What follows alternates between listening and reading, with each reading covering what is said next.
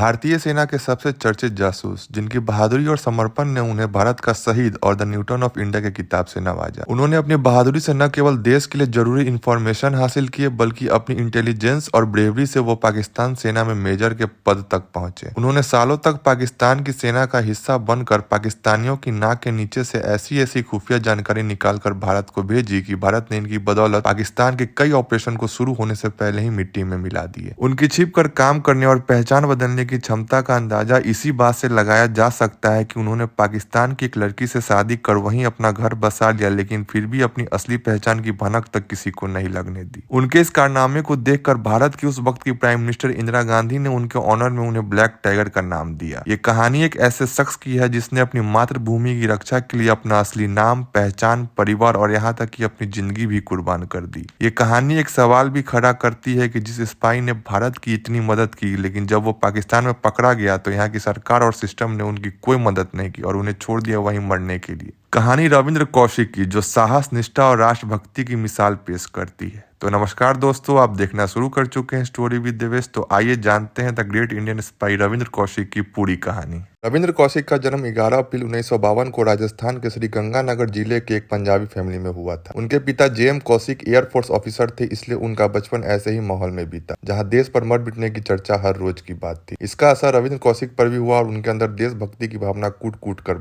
रविंद्र जब मात्र 13 साल के थे तभी 1965 में भारत और पाकिस्तान के बीच भयंकर युद्ध छिड़ गया। चूंकि उनका गांव भारत पाकिस्तान बॉर्डर के काफी नजदीक था और उनके पिता एयरफोर्स में थे, इसलिए उन्हें इस युद्ध के बारे में काफी कुछ जानने को मिला। 6 साल बाद 1971 में जब वो अपनी इंटरमीडिएट की पढ़ाई खत्म कर चुके थे, भारत और पाकिस्तान के बीच एक और युद्ध लड़ा गया, जिसमें भारतीय सेना के आगे पाकिस्तान की सेना को बुरी हार का सामना करना पड़ा। इन दो युद्ध ने उनके जीवन पर गहरा प्रभाव डाला और कहीं न कहीं उनके मन में भी देश के लिए कुछ कर गुजरने की भावना पनपने लगी। लेकिन उम्र का दायरा अभी इतना नहीं बढ़ा था, वो अपने अंदर के इमोशन को कोई दिशा देकर देश के लिए कुछ कर पाते। इसलिए उन्होंने आगे की पढ़ाई जारी रखते हुए अपने शहर के ही एसडी बिहानी पीजी कॉलेज से बीकॉम करने के लिए एडमिशन ले लिया। पढ़ाई के दौरान उन्होंने एक्टिंग और डिबेट में काफी इंटरेस्ट आने लगा और उन्होंने अपने कॉलेज का थिएटर ग्रुप ज्वाइन कर लिया। उन्हें रंगमंच इतना भाया कि जब भी कॉलेज में या कॉलेज के बाहर किसी भी नाटक का आयोजन किया जाता, उसमें वो जरूर पार्टिसिपेट करते। उनकी पर्सनालिटी और उनका अंदाज भी काफी शानदार था। उनके साथी एक्टर उनकी तुलना बॉलीवुड एक्टर विनोद खन्ना से करते थे। बीकॉम की पढ़ाई के दौरान भी उन्हें एक बार लखनऊ में एक थिएटर में एक्टिंग करने का मौका मिला। उनका सबसे ज्यादा इंटरेस्ट फ्रीडम फाइटर के रोल प्ले करने में था। एक बार उनके कॉलेज में सेना पर आधारित एक मोनोलॉग एक्ट प्ले हो रहा था, जिसमें वो एक इंडियन आर्मी ऑफिसर का रोल प्ले कर रहे थे, जो ऑपरेशन के दौरान चाइनीज सैनिकों द्वारा पकड़ा जाता और बुरी तरह से टॉर्चर होने के बावजूद भी अपने देश की कोई भी जरूरी जानकारी नहीं देते। वो अपने रोल में पूरी तरह से डूब चुके थे और उनका अभिनय इतना जबरदस्त था कि किसी की भी आंखें एक सेकंड के लिए भी उनसे हट नहीं पा रही। नियति ने उस दिन एक कहानी लिखने वाली थी। संयोग से प्ले देखने वालों में उस समय सीक्रेट ऑपरेशन को संभाल रहे रॉ के अधिकारी भी मौजूद थे, जिन्हें रविंद्र कौशिक का परफॉर्मेंस इस कदर भाया कि उन्होंने तय कर लिया कि प्ले खत्म होने के बाद वो इस लड़के को अपने ऑपरेशन से जुड़ने का ऑफर देंगे। ये वो वक्त था जब रॉ पाकिस्तान से अपने एजेंट्स को भेजकर भारत के खिलाफ हो रही खुफिया जानकारी को इकट्ठा करके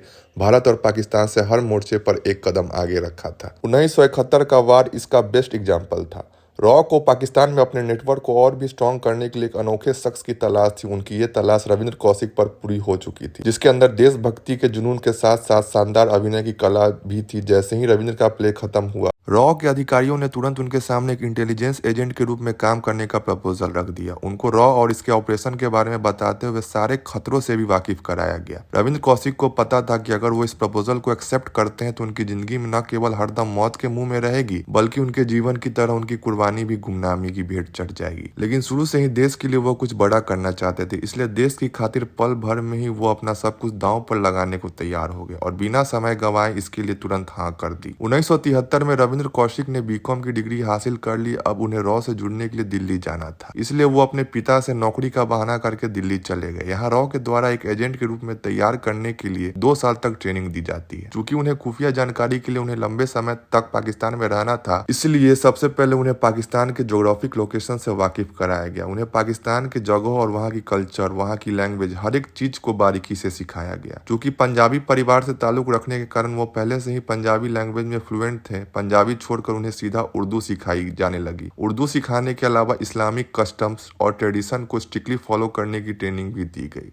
इस दौरान उन्होंने नमाज अदा करने के साथ साथ कुरान की आयतें भी याद की। कुछ ही महीनों में रविंद्र ने सब में महारत हासिल कर ली। इसके बाद उनका खतना कराया गया ताकि कभी शक के दायरे में आने पर जांच पड़ताल में उनकी असल पहचान उजागर न हो सके। रविंद्र को पता था कि इस तरह उनकी रिलीजियस आइडेंटिटी एकदम से चेंज हो जाएगी, लेकिन उन्हें देश की खातिर सब कुछ मंजूर था। यहाँ तक कि उनके सभी सरकारी डॉक्यूमेंट्स और रिकॉर्ड्स मिटाकर उनके भारतीय होने की पहचान भी मिटा दी गई। इसके बाद रॉ ने उन्हें एक पाकिस्तानी रेसिडेंट की आइडेंटिटी देने के लिए सारे डॉक्यूमेंट्स तैयार कर इन डॉक्यूमेंट्स के हिसाब से उनका नाम अब रविंद्र कौशिक नहीं बल्कि नबी अहमद शाकिर था और अब डॉक्यूमेंट्स के मुताबिक अब भारत के नहीं पाकिस्तान के इस्लामाबाद के नागरिक थे। सभी तरह की तैयारी पूरी हो जाने के बाद रॉ ने रविंद्र कौशिक को आजमाने के लिए 7-8 देश में इंफॉर्मेशन जुटाने के लिए भेजा। उन्हें इस कड़ी में सबसे पहले दुबई, फिर अबू धाबी और उसके बाद सऊदी अरब भेजा गया, जहां उन्होंने कुछ पाकिस्तानियों से भी दोस्ती कर ली। करीब 1 साल तक कुछ ऐसा ही चलता रहा। इसी बीच छोटे छोटे टाइम पीरियड के लिए भी उन्हें पाकिस्तान भी जाना हुआ और उन्होंने अपना काम शानदार तरीके से किया। अब रॉ के अधिकारियों को भरोसा हो गया था कि रविंद्र कौशिक का परमानेंट एजेंट बनाकर पाकिस्तान भेजा जा सकता है। इसके बाद रॉ ने रविंद्र कौशिक को 1975 में परमानेंटली पाकिस्तान भेज दिया, जहां अंडर कवर रहकर उन्होंने पाकिस्तान की खुफिया जानकारी भारत भेजनी थी।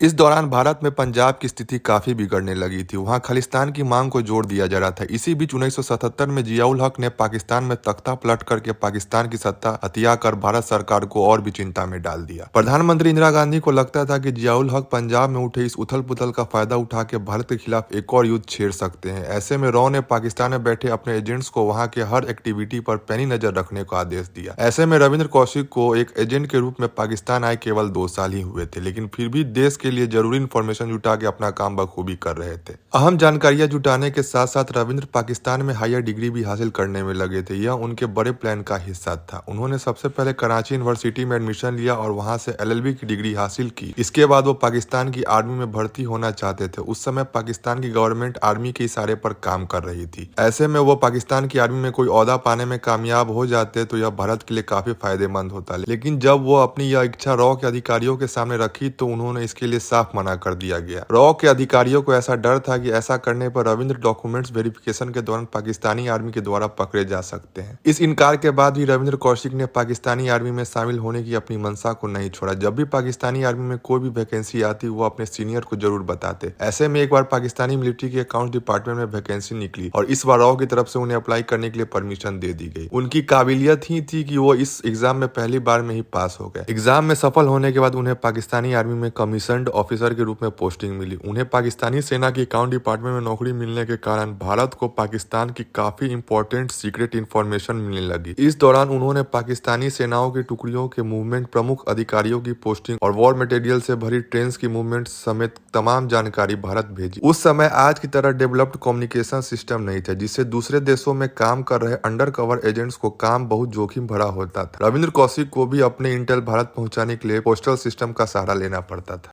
और सबसे पहले सभी जुटाए गए इन्फॉर्मेशन को इनविजिबल इंक से लिखते, फिर उसे लेटर का रूप देके पहले कुवैत या दुबई भेजते, जहां से इंडियन एजेंट वहां से उसे भारत पहुंचाते थे। ऐसे में उनके द्वारा भेजे गए इन्फॉर्मेशन भारत में पहुंचने में कभी 1 हफ्ता या 10 दिन लग जाते थे। इतने जोखिम भरे काम के कारण पकड़े जाने का खतरा हमेशा बना रहता था, इसलिए वह शक के दायरे से दूर रहने के लिए पाकिस्तानी सोसाइटी में भी काफी घुल मिल कर रहते थे। उनके एक्टिंग स्किल ने उनका सबसे ज्यादा साथ दिया। उन्होंने ऐसा नकाब ओढ़ रखा था जिसके पीछे की असली पहचान को कोई भाप नहीं पाता था। उन्होंने अपने अच्छे व्यवहार और काम से कुछ ही दिनों में अपने डिपार्टमेंट के को-वर्कर्स का भी भरोसा जीत लिया था। अपनी पाकिस्तानी पहचान को और भी मजबूत रखने के लिए उन्होंने अपने डिपार्टमेंट के ही टेलर की बेटी अमानत नबी से शादी कर ली। इससे उन्हें एक बेटा भी हुआ जिसका उन्होंने नाम अरीब रखा था। पूरा परिवार बसाने के बाद भी इन्होंने इतनी सतर्कता बरती कि उन्होंने अपनी पत्नी और बेटे को भी अपनी असली पहचान की भनक नहीं लगने दी। इस तरह उन्होंने परिवार को कभी अपने काम के आरे नहीं आने दिया। भारत के लिए एक एजेंट के रूप में अपनी जिम्मेदारी बखूबी निभाने के साथ साथ वह अपने शानदार कामों से पाकिस्तानी आर्मी के अधिकारियों का भी दिल जीतने में कामयाब हो रहे थे। कुछ ही सालों के उनके शानदार कामों को देखते हुए उन्हें पाकिस्तानी आर्मी में प्रमोशन मिल गया और वह मेजर के पद पर प्रमोट कर दिए गए। पाकिस्तानी आर्मी में उनका मेजर बनना भारतीय इंटेलिजेंस के लिए एक बहुत बड़ी अपॉर्चुनिटी लेकर आया था। मेजर होने के साथ साथ अक्सर उनका पाकिस्तान के हायर रैंक ऑफिसर और कभी कभी पाकिस्तानी इंटेलिजेंस एजेंसी ISI के लोगों से मिलना जुलना होने लगा। रविंद्र कौशिक को पाकिस्तानी आर्मी के हर मूवमेंट के बारे में पता चल जाता था और वह बड़ी आसानी से वो उसे रॉ को फॉरवर्ड कर देते। कई कई बार उनके इंटेल के कारण भारत ने पाकिस्तान के घुसपैठ को नाकाम किया। कई बार पाकिस्तानी घुसपैठ राजस्थान की बॉर्डर से भारत में घुसने की कोशिश की थी, लेकिन हर बार रविंद्र कौशिक की इन्फॉर्मेशन की वजह से पाकिस्तान का प्लान फेल हो गया। पाकिस्तान का इतना बुरा हाल था कि वह भारत के खिलाफ जो भी प्लानिंग बनाता उससे पहले ही रॉ द्वारा उसे काउंटर में कोई स्ट्रेटेजी तैयार होती, जिससे पाकिस्तान का मिशन शुरू होते ही खत्म हो जाता और उसे अपने बढ़ते कदमों को पीछे खींचने पर मजबूर होना पड़ता। इस तरह रविंद्र कौशिक के सालों की प्रिपरेशन, डेडिकेशन और हार्ड वर्क आखिरकार रंग ला रही थी और पाकिस्तान आर्मी में उनकी हाई रैंकिंग पोजीशन ने उन्हें रॉ के लिए एक बहुत बड़ा एसेट बना दिया था। 1979 के बाद रविंद्र कौशिक का रोल और भी ज्यादा इंपॉर्टेंट हो गया था। इस दौरान रविंद्र कौशिक ने भारत को जो भी इंफॉर्मेशन भेजी और उस इंफॉर्मेशन की बदौलत भारत ने जो एक्शन लिया वो सब टॉप सीक्रेट जानकारी का हिस्सा था, जो आज तक पब्लिक डोमेन में नहीं है, लेकिन इतना कंफर्म है उनके द्वारा पास की जा रही इंफॉर्मेशन इंडियन डिफेंस फोर्सेस के लिए काफी फायदेमंद साबित हो रही। एक बार उनकी जानकारी की वजह से 20,000 भारतीय सैनिकों की जान बचाई गई थी। सबसे बड़ी बात यह है कि उन्होंने बहुत ही स्मूथली बिना अपनी पहचान उजागर किए इन कामों को अंजाम दिया। उनके कारनामों से न केवल रॉ के अधिकारी बल्कि भारत की प्रधानमंत्री इंदिरा गांधी भी बहुत प्रभावित थी और उन्होंने ब्लैक टाइगर का नाम उन्हें दिया। तभी से Ravindra Kaushik Indian defence circle में ब्लैक टाइगर के नाम से पॉपुलर हो गए। पाकिस्तान में काम करने के दौरान वह 3 से 4 बार भारत भी आए थे। जब भी उन्हें भारत आना होता, रॉ के द्वारा उन्हें पहले दुबई बुलाया जाता, फिर वहां से उनका दिल्ली आने का बंदोबस्त किया जाता। पाकिस्तान से वो अक्सर अपनी फैमिली को भी लेटर लिखा करते थे। उन्होंने अपने माता पिता को यह यकीन दिला रखा था कि वह दुबई में काम करते हैं। रविंद्र कौशिक को पाकिस्तान में रहते हुए अब पूरे 6 साल हो चुके थे। इसी बीच उन्हें खबर मिली कि उनके छोटे भाई की शादी होने वाली है। वह अपने भाई की शादी अटेंड करना चाहते थे। ऐसे में उन्हें पाकिस्तान आर्मी से छुट्टी चाहिए थी, इसलिए उन्होंने पाकिस्तानी ऑफिसर्स को झूठ बोला कि वह सऊदी अरब जाकर उमराह करना चाहते हैं और इसके लिए उन्हें लंबी छुट्टी चाहिए। उमराह के कारण बिना रुकावट के पाकिस्तान में उन्हें लंबी छुट्टी दे दी गई। इधर रॉ ने भी भारत आने की परमिशन दे दी। इसके बाद रविंद्र कौशिक के लिए रॉ ने सबसे पहले सऊदी का अरेंजमेंट करवाया, फिर वहां से दुबई आए और फाइनली वहां से इंडिया पहुंच गए। उन्होंने घर वालों को अपने दुबई में रहने का यकीन दिलाने के लिए सभी के लिए ढेर सारे गिफ्ट्स भी खरीद लिए थे। काफी समय बाद घर लौटने पर घर में सभी को काफी अच्छा लग रहा था और छोटे भाई की शादी की खुशी उनके आने से दोगुनी हो गई थी। लेकिन इसी बीच घर वालों ने उन पर भी शादी का दबाव डाला। जब बात टालने से भी न टली तो उन्होंने बता दिया कि वह अमानत नाम की लड़की से शादी कर चुके हैं। बिना बताए शादी करने से उनके माता पिता नाराज थे, लेकिन अपने बेटे का घर बसने से खुश भी थे। रविंद्र कौशिक को उस वक्त अंदाजा भी नहीं था कि यह घर में खुशी का माहौल, माँ बाप का हंसता हुआ चेहरा और भाई की खुशी, ये सब वो आखिरी बार देख रहे हैं। 1918 यह वो आखिरी साल था जब वह अपने घर वालों से मिल रहे थे, क्योंकि इसके बाद नियति उनके लिए बहुत कठिन समय लेकर आने वाली थी और उनका सबसे बड़ा इम्तिहान शुरू होने वाला था। भाई की शादी अटेंड करने के बाद वह पाकिस्तान लौट गए और फिर से अपने काम में लग गए। लगातार कई सालों तक खुफिया जानकारी जुटाने से उनका हौसला काफी बढ़ गया था। अब वह अपनी पहुंच से बाहर जाके भी जानकारी जुटाने का प्रयास करने लगे। लगातार कई सालों तक खुफिया जानकारी जुटाने से उनका हौसला काफी बढ़ गया था। अब वह अपनी पहुंच से बाहर जाकर भी जानकारी जुटाने का प्रयास करने लगे थे। इसी क्रम में उन्होंने पाकिस्तान के एटॉमिक पावर स्टेशन का भी सीक्रेट इंफॉर्मेशन रॉ के साथ शेयर की। लेकिन इस वक्त बार बार अपनी प्लानिंग से फेल होने से पाकिस्तान आर्मी और आईएसआई भी अलर्ट हो चुकी थी। उन्हें शक था कि दूर से कोई सेना के अंदर से इंफॉर्मेशन लीक कर रहा है। इसलिए पाकिस्तान आर्मी में ऑफिसर्स के रिकॉर्ड खंगाले जाने लगे। इनमें रविंद्र कौशिक का भी रिकॉर्ड छाने गए। उनमें उच्च अधिकारियों को पता चला कि पाकिस्तान के अंदर उनका खुद का कोई रिश्तेदार ही नहीं है। इस जानकारी से पाकिस्तानी अधिकारियों के अंदर कौशिक के लिए संदेह जरूर पैदा कर दिया, लेकिन केवल इस आधार पर उन्हें दोषी नहीं माना जा सकता था। रविंद्र कौशिक को भी खबर थी कि पाकिस्तान की काउंटर इंटेलिजेंस एजेंसी और आईएसआई भारतीय एजेंट्स को ढूंढने में लगी हुई है और खतरा कभी भी उन पर भी आ सकता है, लेकिन वह अपनी जान की परवाह किए बिना अपने काम में लगे रहे। अब रविंद्र कौशिक को पाकिस्तान में 8 साल हो चुके थे, जिस बीच उन्होंने देश के लिए जासूसी करके देश की काफी मदद की थी। लेकिन 1983 का साल उनकी जिंदगी में ऐसा भूचाल लाने वाला था जो सब कुछ बदल कर रखने वाला था। इसकी शुरुआत तब हुई जब इसी साल रॉ ने इनायत मसीह नाम के एक एजेंट को एक स्पेशल मैसेज के साथ रविंद्र से मिलने पाकिस्तान भेजा। इनायत मसीह आसानी से सीमा को पार कर पाकिस्तान चला गया और वहां पहुंचकर रविंद्र कौशिक से मिलने की कोशिश करने लगा। लेकिन इसी बीच एक दिन पाकिस्तान इंटेलिजेंस द्वारा पकड़ा गया। पकड़ाने के बाद पाकिस्तानियों ने उसे खूब टॉर्चर किया। काफी दिनों तक तो इनायत मसीह ने देश के खातिर पाकिस्तान की सभी यातनाएं को सहा, लेकिन जब बात उसकी जिंदगी पर बन आई तो वह टूट गया और रॉ द्वारा पाकिस्तान में चलाए जा रहे सभी जानकारी पाकिस्तानी आर्मी ऑफिसर्स को रिवील कर दी।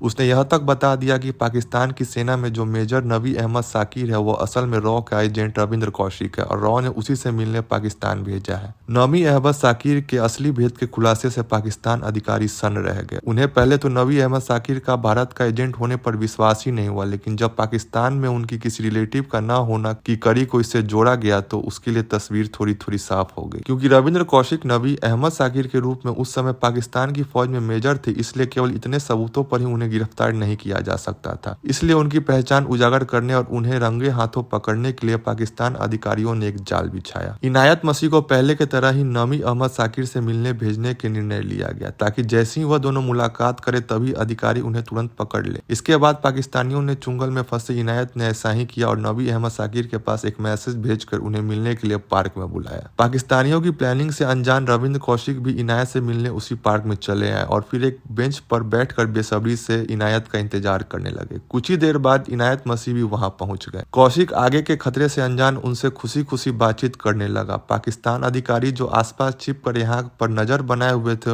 उन्हें ये सारा नजारा देखकर अब पूरा यकीन हो गया था कि नवी अहमद साकिर पाकिस्तानी सैनिक की भेष में एक रॉ एजेंट। उन्हें गिरफ्तार करने के लिए तुरंत अधिकारियों ने चारों ओर से घेर लिया। रविंद्र भी उन सबको इस तरह देखकर अवाक रह गए, लेकिन उनकी आइडेंटिटी एक्सपोज हो चुकी थी और भारत के लिए जासूसी करने के जुर्म में उन्हें अरेस्ट कर लिया गया। गिरफ्तारी के बाद जल्द ही उनको पाकिस्तान के सियालकोट जेल में डाल दिया गया। यहाँ से उनकी जिंदगी नरक के समान हो गई। पाकिस्तानी ने उन्हें 2 साल तक बुरी तरह से टॉर्चर किया। उन्हें इस कदर मारा गया कि उन्हें कभी कभी लगता इससे बेहतर होता कि उन्हें मौत गले लगा लेती। कभी उन्हें पीटा जाता, कभी बर्फ की सिल्ली पर लिटाकर तरपाया जाता, तो कभी छोटे से बंद अंधेरी जगह में रखा जाता। कभी उन्हें पर्याप्त खाना नहीं दिया गया तो कभी पानी तक के लिए उन्हें तरसाया गया। पाकिस्तानियों ने उन पर हर जुल्म किया ताकि वो टूट जाए और अपना मुंह खोद ले, लेकिन वो इतने कष्टों के बावजूद भी वो नहीं टूटे। इसके बाद इन्हें यहाँ तक लालच दिया गया कि अगर उन्होंने भारतीय फौज से जुड़ी गोपनीय जानकारी दे दी तो उन्हें रिहा कर दिया जाएगा। लेकिन उनमें देशभक्ति इस कदर कूट कूट के भरी थी कि न तो उन्होंने कोई दुख तोड़ सका और न ही जीने का मुंह उनके फैसले को बदल सका। उन्हें हर सजा, हर कष्ट, हर यातना मंजूर थी, लेकिन देश से गद्दारी करनी उन्हें किसी भी कीमत पे गवारा नहीं था।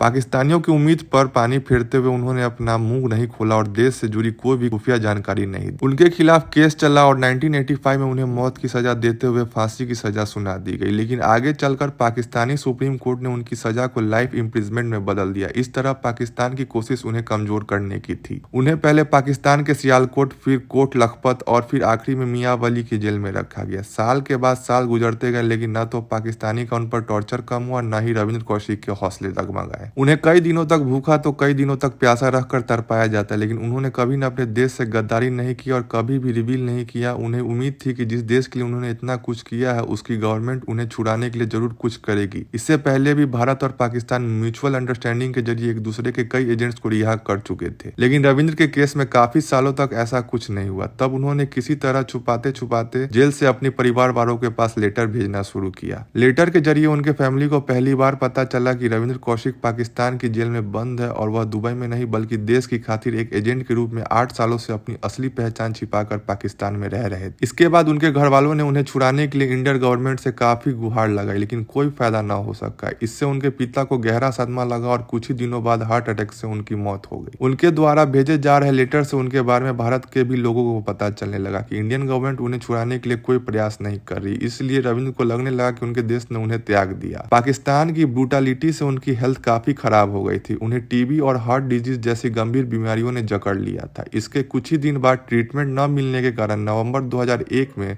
पाकिस्तान की सेंट्रल जेल मियांवाली में उनकी मौत हो गई। तो ये थी द ग्रेट इंडियन स्पाई उर्फ ब्लैक टाइगर की पूरी कहानी, जिन्होंने अपनी पूरी जिंदगी लगा दी देश के लिए, लेकिन अंत में उन्हें देश का भी साथ नहीं मिला। खैर, देश तो पहले ही बोलती है कि अगर आप पकड़े गए तो हम आपको नहीं जानते। उन्हें ये सब पता था, लेकिन फिर भी उनका अंत बहुत दुखद। लेकिन उनका नाम आज भी बहुत सम्मान के साथ रॉ में लिया जाता है। उन पर कई मूवी भी बन चुकी है, जिसमें से एक था टाइगर उन्हीं से प्रेरित है। लेकिन कुछ भी हो, देश पर उन पर हमेशा गर्व रहेगा।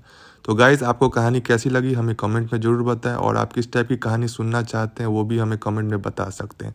हम कोशिश करेंगे आपको वो कहानी सुनाने के लिए। तो आज के लिए धन्यवाद। फिर कल मिलते हैं किसी और कहानी में, तब तक के लिए शुभ रात्रि।